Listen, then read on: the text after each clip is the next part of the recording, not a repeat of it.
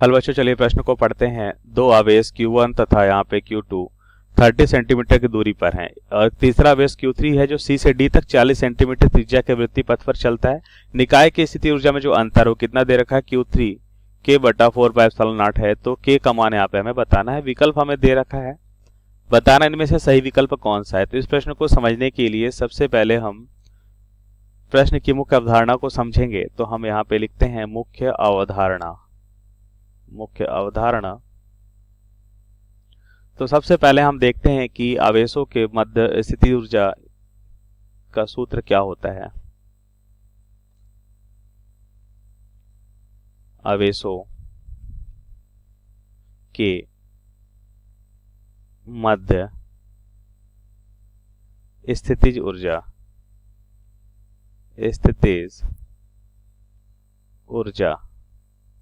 को अगर U से लिखें तो इसका जो सूत्र होता है, पहले एक चित्र के माध्यम से समझें। तो मान लेते हैं आवेश क्या है, Q1 और आवेश Q2 है और इनके बीच की दूरी क्या है, R है। तो इनकी स्थिति ऊर्जा U बराबर क्या हो जाएगा, यह हो जाएगा 1/4πε0 और हो जाएगा K1 K2/R, जहां R इनके बीच की दूरी होगी। अब प्रश्नानुसार उत्तर को समझते हैं।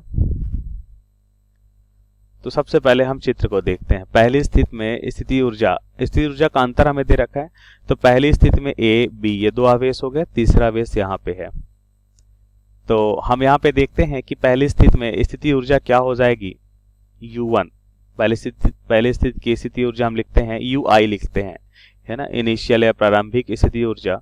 जैसा कि मुख्य अवधारणा में हमने देखा कि दो बिंदुओं के बीच जो स्थिति ऊर्जा है, दो आवेशों की स्थिति ऊर्जा का सूत्र क्या होता है, K1 K2/4πε0 इंटू R। तो यहां से हम लिखेंगे 1/4πε0 और ये हो जाएगा Q1 Q2/R। R इनके बीच की दूरी कितना है, 30 सेंटीमीटर है। तो यहां पे हम लिख लेते हैं 30 सेंटीमीटर में ही रहने देते हैं। अभी या सही मात्रक में बदलते हैं इसे हम। तो ये हो जाएगा, क्योंकि हमें यहाँ पे परिमाण सेंटीमीटर में दे रखा है, तो मीटर बदलने के लिए 100 से भाग करते हैं तो 0.3 हो जाएगा। कितना हो जाएगा, 0.3। अब इसके अलावा यहाँ पे देखेंगे A और C के मध्य और C और B के मध्य। तो हम पाइथागोरस प्रमेय से निकाल सकते हैं कि A² + B² का अंडर रूट कितना हो जाएगा, ये हो जाएगा 50 सेंटीमीटर। C और B के मध्य की दूरी क्या हो जाएगी, 50 सेंटीमीटर। अब यहां से हम निकाल सकते हैं A और C के मध्य और B और C के मध्य। तो इसको हम ऐसे भी लिख सकते हैं। पहले हमने A और B के मध्य देखा, फिर A और C के मध्य और B और C के मध्य। तो यहाँ पे ध्यान से देखिए। अब हम लिखते हैं 1/4πε0 और ये हो जाएगा Q1 Q3 बटा इनके बीच की दूरी कितना दे रखा है, 40 सेंटीमीटर। 100 का भाग करेंगे तो 0.4 हो जाएगा। सिमिलर BC के मध्य कितना हो जाएगा, 1/4πε0 और यहाँ पे हो जाएगा Q2 और Q3 बटा कितना हो जाएगा, इनके बीच की दूरी 0.5। एक बार चित्र में देखिए, 0.5 हो जाएगा C और B के मध्य। A और C के मध्य हमने देखा 0.4 है, Q1 और Q3। अब हम देखते हैं अंतिम स्थिति ऊर्जा क्या हो जाएगी। अंतिम स्थिति ऊर्जा तो हम फिर से देखेंगे AB, AC और BC। तो अंतिम स्थिति में क्या होता है, C से D तक हम यहाँ पे आ जाते हैं। ये इस स्थिति में आ जाते हैं। Q3 यहाँ पे होता है। तो अब Q3 यहाँ पे है तो हम देखेंगे A और B, फिर A और D और यहाँ पे देखेंगे B और D। तो इसको हम फिर से लिख लेते हैं कि अंतिम स्थिति ऊर्जा A और B के मध्य, फिर B और C के मध्य और यहाँ पे हमें मिलेगा A और C के मध्य। तो देखिए A और B के मध्य तो वही रहेगा जो हमने देखा था, क्योंकि इनके बीच कोई परिवर्तन नहीं है। तो ये हो जाएगा Q1 Q2 बटा क्या हो जाएगा 0.3 प्लस बी और सी के मध्य देखिए क्या हो जाएगा, 1/4 पाई एप्सिलॉन नॉट। इनके मध्य कौन से आवेश हैं, Q2 और Q3 है। यहाँ पे D होगा, इसको D करिए, Q2 और Q3 बटा कितना हो जाएगा, दूरी देखिए ये है 50 और ये है 30, तो यहाँ पे कितना बचेगा 20 सेंटीमीटर, मतलब 0.2 हो जाएगा। क्योंकि एक वृत्त में है, वृत्त में तो हमें पता है, एक बार देखिए आप, ये है 40, यहाँ पे दे रखा है 40 सेंटीमीटर त्रिज्या की वृत्तीय पथ में, ये 40 होगा तो 40 माइनस 30 यहाँ पे 10 बचेगा। क्योंकि ए और डी जो है एक वृत्त में है और ए और सी ये भी वृत्त का त्रिज्या है, तो ए और डी भी वृत्त की त्रिज्या होगी, इसका मतलब ये भी 40 सेंटीमीटर होगा। तो 40 माइनस 30 करेंगे तो हमें क्या मिलेगा, बी और डी के बीच की दूरी मिल जाएगी जो 10 सेंटीमीटर है। तो यहां से हम लिखते हैं कि यह हो जाएगा 0.1।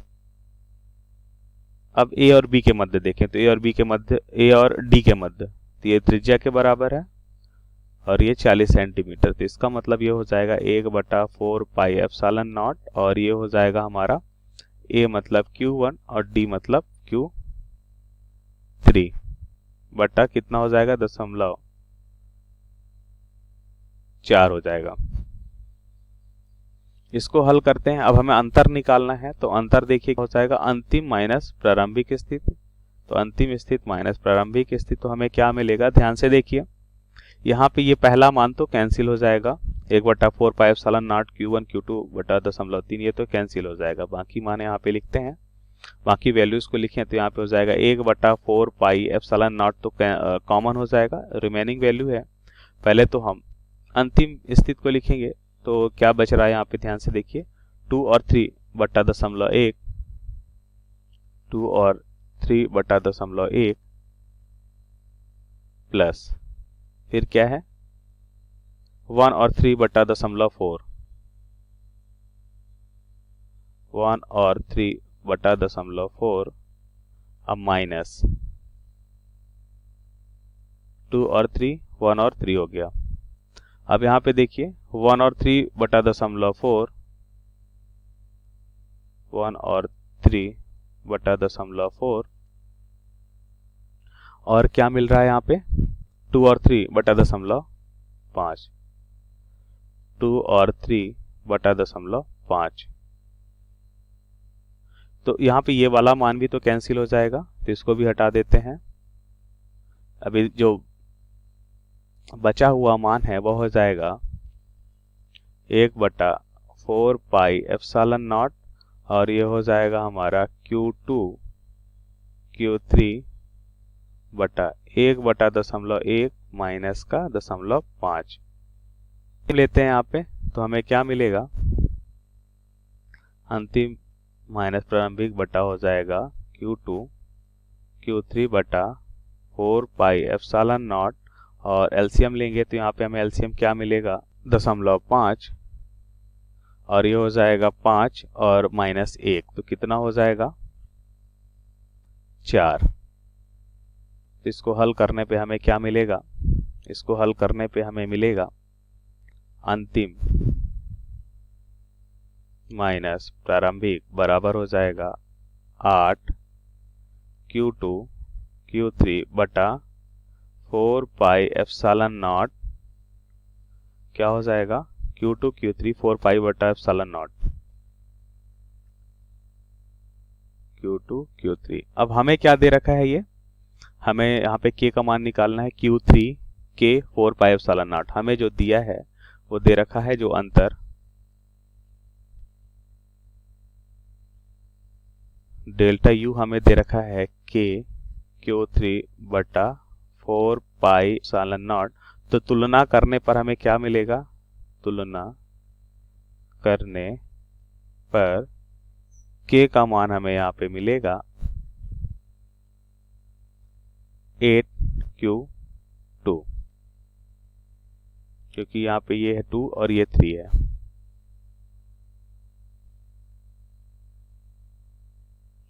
तो ये हमारे प्रश्न का सही उत्तर होगा। अब सही विकल्प देखें तो क्या हो जाएगा, यहाँ पे इसको करेक्ट करिए विकल्प को, ये हो जाएगा 8Q2 सही विकल्प हमारा ए हो जाएगा। तो ये हमारे प्रश्न का सही विकल्प ए है। आशा करते हैं आपको समझ आया होगा। धन्यवाद।